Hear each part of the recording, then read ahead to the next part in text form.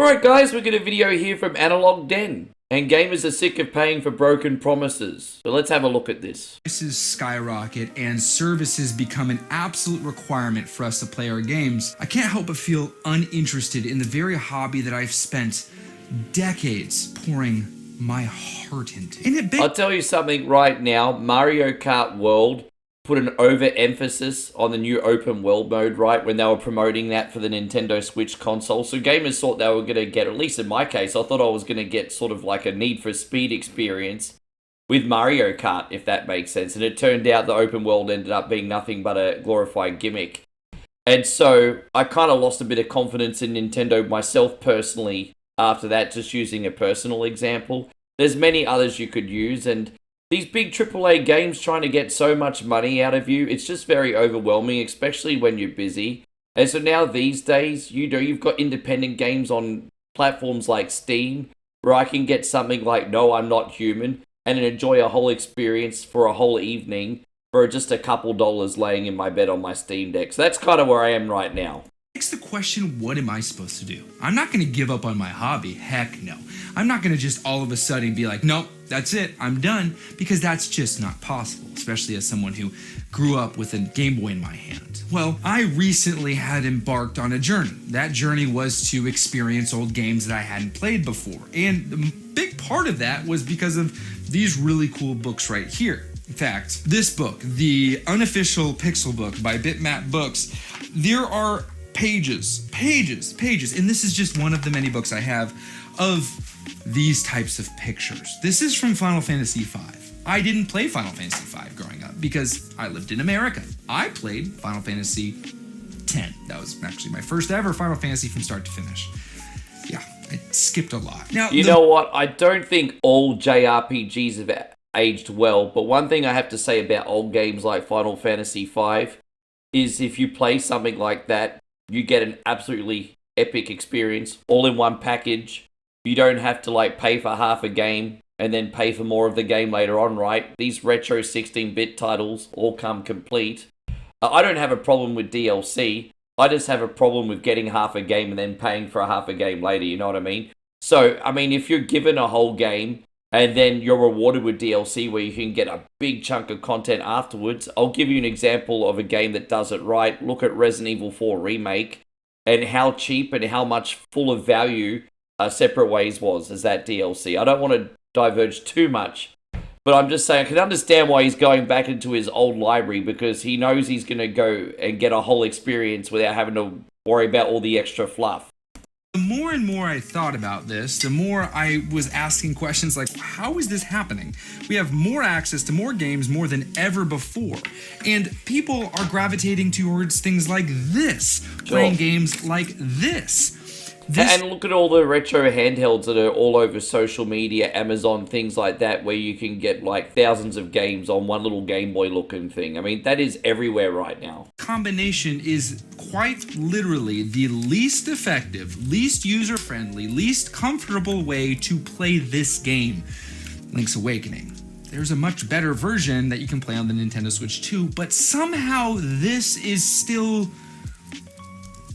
wanted. I mean, I'll be the first to admit, I get it. Nostalgia plays a big role in a lot of this. And absolutely it does. And I make the argument on my stream all the time that it's less about missing the games and missing how they made you feel. So, for example, yeah, look, Super Mario Bros. 3 is one of the best Mario games ever made.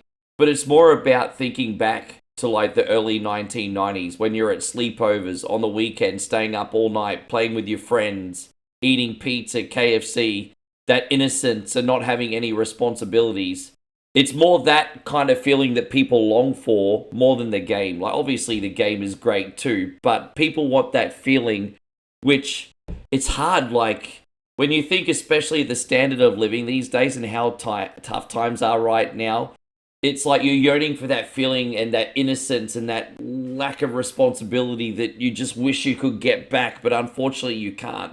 But I just think for those memories is the reason why people are gravitating to nostalgia. I'm certainly doing it. I mean, I do this for a living.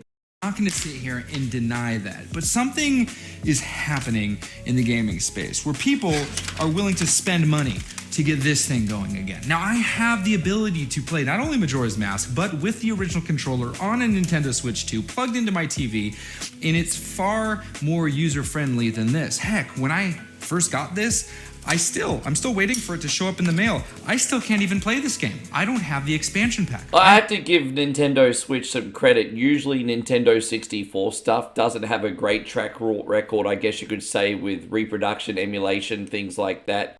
At least traditionally, now it's probably a lot better. But the Nintendo 64 package on the Nintendo Switch is honestly pretty good. I had to spend way too much money to buy the expansion pack for this thing. But I can't be the only one. I can't be the only one who's feeling this. In fact, I know I'm not the only one, because there is a ginormously booming industry that I'm seeing everywhere. And it is the retro console space. So when I hear retro consoles, I don't think what you traditionally would... Let me get it real quick. Much better. I don't feel like these as a whole are necessarily what they are expected to be, right? So this is a retro console. This is the RG35XX SP. When I hear retro console... That's one of my favorite handhelds still. The fact that you could play the Game Boy Advance games, you'd have the good quality screen, also would go back and play Game Boy Color. As I said, I travel to Southeast Asia a lot. I used to see these on sale right before the pandemic still, all the time. And like, even like Asian kids walking around with these in their hands. I kid you not. At least in Thailand anyway. Yeah, I mean, it's not just a Western thing. It's all over the world. There's just, I can't explain it, but I mean, I've always been very fascinated by the Game Boy Advance SP. I definitely think it was one of the standard bearers, outside the PSP, of course, although that was pretty expensive. I'm just rambling on now, but I think that's the point. I'm just remembering all these primitive handhelds that we used to play yesteryear, and they just still bring up really good memories for me. I literally think maybe this is a retro console. This is what we know as old school consoles. But I get it. This is playing retro games on a console, which I think that this one, the RG35XX SP, is a great one. It's also the only one that I've used ever. I just like fake espresso. This all comes down to a very specific topic. This all comes down to a very specific feeling that I think these machines right here are trying to capture. And that is personal gaming. How gaming used to feel. It used to feel like it was yours. This was your Game Boy Advance. This was your Game Boy Pocket. I kind of get the point he's trying to say, because companies now are saying you will own nothing and you'll be happy, right? And so, yeah, it was very customizable and personal back in the day. From like picking your unit, whether it was a Game Boy Pocket, color, whatever, you could pick your color. And then the games that you picked on that, on a physical cartridge, said a lot about your personality and your interests. And yeah, having a handheld back in the day was personal, and it was also tangible as well.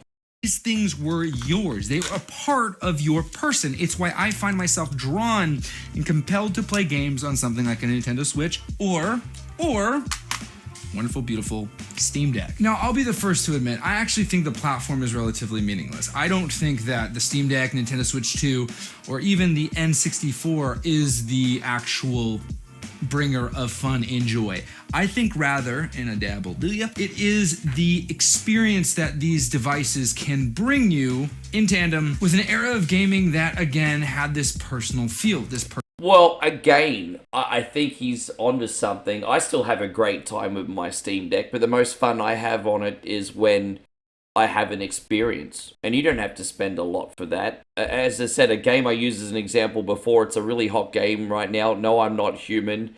It gives you a personal experience. It puts you in the place of a dystopian, apocalyptic future where you have to make personal choices that are very tough sometimes, making relationships with people that come in your house, being a good judge of character, which all comes down to who you are as an individual, right? That's an experience. And this is why I love indie gaming, because they understand that and they're trying to tap into that, rather than when you're playing like a AAA game these days, they're playing into a safe formula because they know that's what's going to draw money for their shareholders, right?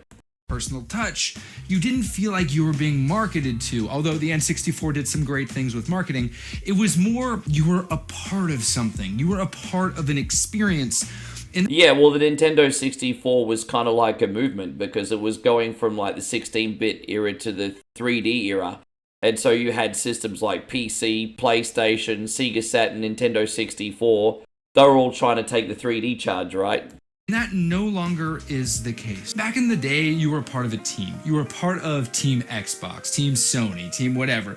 And the console wars were silly. They sure were. And I'll be honest, console wars today are actually a lot more aggressive because we have keyboard warriors. And I think that's really what ruined it. I mean, if you're going to be a little bit more cynical, I mean, when it comes to consoles these days, you know, back in the early days when you had Xbox Original, PlayStation 2, it was about offering the consumer value and great titles.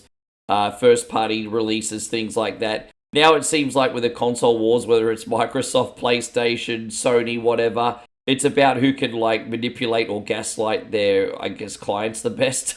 One of the greatest things that came with that console war was this sense of pride, the sense of belonging, this somewhat tribalistic way of gaming, which again feeds into the personal aspect of things. It had to do with the idea of delivering an experience, delivering a story, and most importantly, delivering something that created memories. I can tell you exactly the feeling, the smell, the moment that I played Gauntlet Legends in my living room during a sleepover with my friends, fighting over who was next. Well, that kind of comes back into the nostalgia part again too, like craving for what was, the memories you had staying up late with your friends, sleepovers, things like that. But, the smells and all that are part of that experience. Like, I'll never forget when I rented Master System games for the first time at the video shop, the smell of new plastic on the video store shelf. And I think when those NES cartridges used to be on those distinct sleeves back in the day, that had a smell too, as well as the cardboard. And, I mean, that was just all part of it. I tell you, the absolute pandemonium that existed with Crystal Chronicles when my buddy Tristan stole the chest from right underneath me and then picked up the crystal and I was left outside to take damage. I remember these moments. And these are tied to nostalgia. Someone's gonna be like, oh, that's just a nostalgia dump. No, it is not just a nostalgia dump. It is a very specific feeling that exists. It's a nostalgia dump. It's a nostalgia dump. Yeah, exactly. I mean, I was like, why? How's it not a nostalgia dump? And he was trying to sophisticatedly talk around it. And he's like, oh yeah, no, it is a nostalgia dump. Well, no, that's all right. But there's nothing wrong with that. It's just, I guess the argument I'm making is it even possible to get those feelings back that we had when we were kids gaming in the 90s and those memories? I don't know if they are. But that doesn't mean that we can't tailor experience to our personal needs still and look forward to gaming in the future. As I said, there are a lot of wonderful indie experiences out there. Maybe it's just a matter of giving like more little guys a chance and stop, these big companies giving AAA games are under-delivering. Maybe we should stop putting so much of our hopes and dreams into that. You know what, that's fine. I'm okay with that. It's not why I find myself gravitating to these titles anyway. It's not because of memories. It's actually because I find myself analoging more and more and more. And with the almost insulting way that games are delivered to me nowadays, I really am like, you know what? Maybe I just miss stuff. Maybe there's stuff back there, and I don't think I'm alone. These retro handhelds are exploding right now. Mm-hmm. Every other video I see on YouTube has to do with the new hot retro handheld that is replicating something that I got to live through personally. Now I have Yeah, but they're also selling a lot to casual people. Like, you'll have these retro handhelds listed for like $50 with thousands of games, and some mum or some auntie's gonna look on social media and they'll be like, oh, that plays Crash Bandicoot. I remember Crash Bandicoot. Boom, nostalgia made a sale. I think that's what they're sort of like triggering, the casuals. The people that already play games on the regular and have experience with different things, I guess, unlike the parents who might have not gamed for like 10 or 20 years. I don't know if they're the ones that are necessarily going out there to buy those consoles. I absolutely believe that there was a golden age in gaming. I genuinely do. It was like 94 through 2008, maybe. Maybe it's just because I was a kid then, but I am biased towards that era. Here's the deal. These emulation devices are incredible. They're absolutely phenomenal, and I'm genuinely tempted to purchase many of them. But I find myself kind of at this weird impasse. I have the ability to enjoy these games on original hardware and experience some of the drawbacks that were older devices. And I used to ego collect a lot, and I still have a lot of games here, and a lot of my collection I'm actually looking at selling now. Just keeping the few things that are meaningful to me, which doesn't necessarily have to be expensive. Again, it's just about those memories that I used to have and the tough times that gaming has gotten me through.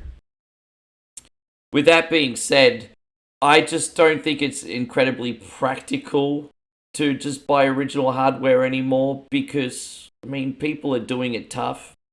People can barely make ends meet. Morally, obviously, you don't own the rights to the games on. But if you take the ethical part aside, it's better for someone to pay $50 on an emulation console, right, rather than spend $200 for a Dreamcast or a Nintendo 64 before even getting any games on it, right? And so when you look at it like that, maybe just collecting original hardware, while it's nice and it's good for the ego, it might not be as practical as it once was. I don't think that's for everyone, and I definitely don't think everyone should do this, but I find myself wanting to play games on my Nintendo 64. I have a PS1 coming in the mail, same with Super Nintendo, and I have a 3DS as well as a Game Boy. So I'm covered. Game prices have come down exponentially. I was able to get A Link to the Past on the Super Nintendo for $20. Now, is it real? Really? I don't know. I'll have to wait and see.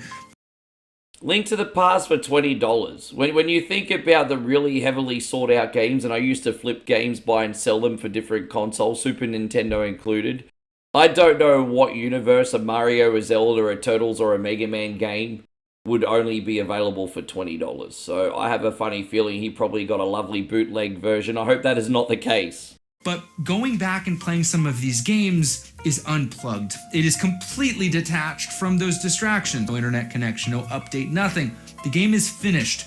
Yes. And this might be a case for physical media. And I'm not going to sit here and say that physical media isn't important. I genuinely believe it is. A game like Super Mario Land 2 or Donkey Kong Country 2. Heck, Zelda 1. All of these are games that are a snapshot of history. They're a snapshot in time. Gaming when it was different. Not better, different. And I find myself gravitating towards this style more because I'm looking to unplug from the algorithms, unplug from the... I'm thinking maybe we've just kind of hit a plateau, at least when it comes to AAA games. And so, you had a golden period after the video game crash when Nintendo hit the market and started doing innovative experiences like we'd never seen at home before. And then that gradually kept upgrading with the 16-bit era, the bringer on of the 3D era, and then again on PlayStation 2 as the experiences got a lot more realistic. And now that we've sort of gone to the PlayStation 4, PlayStation 5 era, we've sort of hit a plateau where things don't really feel any different, and it's kind of like a case of been there, done that. That's why I say I recommend platforms like Steam. You get games for a fraction of a price, and you got these indie guys still innovating and trying to offer something, even if it's not with a big budget. So, guys, everyone needs to get a Steam account, a Steam Deck, jump on that. That's where it's at these days. Suggestions, and just experience gaming personally again. This is the biggest part of gaming that I always loved. You are a part of a team. Nintendo, PlayStation, Xbox. You were a part of something big. But as the greater gamer community has grown, you're no longer a part of that anymore. Well, I think once upon a time, companies like Nintendo, Sony, Microsoft, Sega, all that, probably really cared about their users. I can't put words in people's mouths and say that they don't anymore, but it certainly doesn't always feel that way. And so you're not going to feel like a part of a team because it's a reflection on how consumers are now feeling like they're being treated. There's no Nintendo, Xbox, PlayStation. It's Fortnite, Call of Duty. You're part of ecosystems, and it just doesn't feel the same. And so we look back we experience older games. I hope you enjoyed this one. It's been close to my heart. Yeah, look, this was a pretty good video. Thank you so much, Analog Dan. I'd love to know what you guys think behind the scenes as well, guys. So let us know in the chat. Give Analog Dan a sub as well as myself. Thank you for watching, guys. I just came off a 24-hour marathon. I hope this turned out okay. We'll see you on the next video. Take care, everybody.